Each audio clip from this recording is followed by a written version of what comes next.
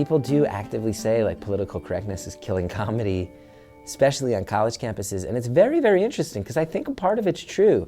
I think I'm a very notoriously positive comic. I think especially with the show I do, it's like very, very inclusive. We just threw an episode called The Gender Fluid Polyamorous Prom that was all about just including every lifestyle.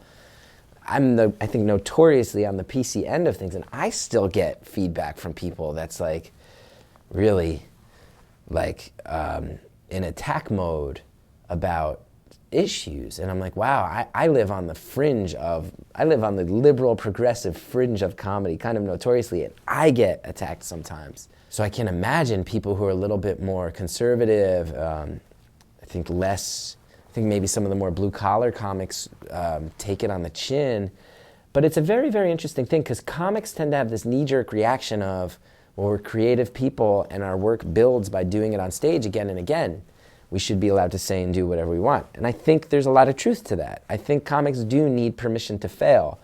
I think comics do need permission to go up and try stuff. I've said some things on stage where the crowd was like, whoa, no, and I never say it again because that's the feedback I get.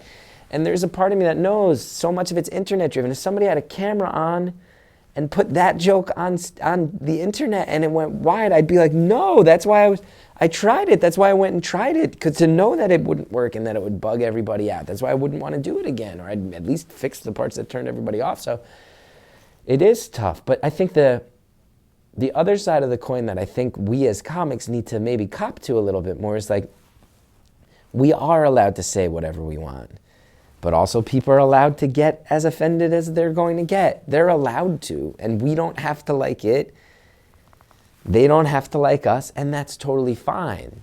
I think the troublesome point, like I have a friend, Sam Morrill, great comic, friend of mine. I know him through the comedy scene. We're not the best friends in the world, but I think he's great, and he's such a sweet guy. And he made a joke once at a show that was really late at night that was billed as a really aggressively sort of like dirty, risque show. And he made a joke that involved the topic of rape, and I don't think he'd say it was the most well thought out, polished material. And someone wrote about it on a blog, and it really blew up. And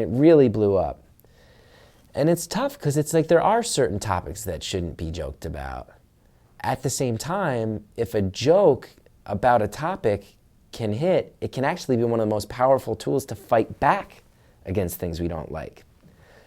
So I really felt like, man, this guy Sam is a sweet dude. I know him. He's a sweet dude.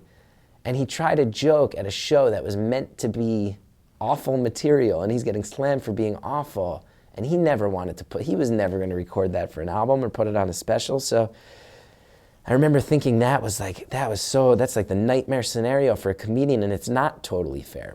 But too many comedians use that as an excuse to just say whatever they want with no consequence. I don't think that's cool either. People want to get up and just say crazy things.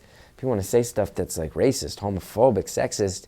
Just say like, well, I'm a comic, man. We're the truth tellers in society. We can just say whatever we want. You can't judge us for it. And it's like, well, you can. You can say whatever you want, but if a crowd turns on you and if a think piece gets written that you got bad intentions, you might have to just own that. If you want to put that stuff out there, you might just have to own it. It's all valid. People's reactions are as valid as our right to create. So I've seen situations that I think are really unfair to comics. I've seen situations where I think comics are really unrealistic about what creative expression and what the artistic freedom, what that entails. I think there's a middle ground. I think there is. There's unfair sides to both. Comics need to be able to experiment. People need to be able to express discontent. And too many people, I think, hide on the fringes of those as an excuse to attack. And I think there's a middle ground where artistic freedom can live healthily and people respect it.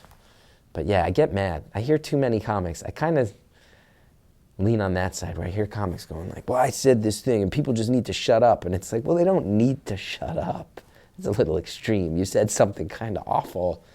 Maybe you can take the note and rewrite that bit a little bit. I think at the end of the day, I'll always dig colleges because I think young people give you good feedback. I think you always have to, if I ever lose touch with if my jokes ever stop hitting with young people, I'll probably retire immediately because it means I'm washed up. And also those college gigs, they pay great cash, man.